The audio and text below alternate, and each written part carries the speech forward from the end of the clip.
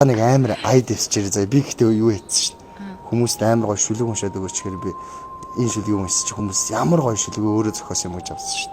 Хэдвчний биш сөрхний нөхөрлөл надад үнцэнтэй. Хүсэл алга баяны болгосон хинэгэнтэй. Хар цардын хүү хааж хэлэн хамаалга харин нэгнийгээ бүүд урдуз чөтгөр аваа. Амьдрал зүгдэхгүй чамтай л адил би ирхэн алдаж онож үтсэн яадын би тэнэг ирхөө. Асан галын дэлмэд бадамлан зүчлэн аандам чи зүрх зориг хүчнэмэ.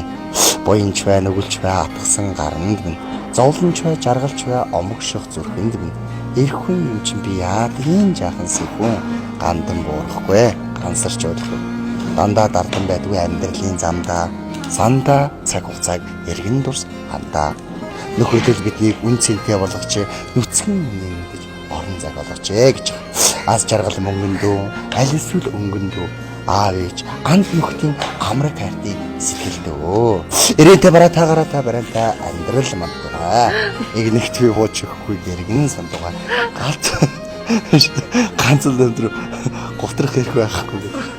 Дижитал энэ доохгүй хүмүүс итгэсэн шүү дээ.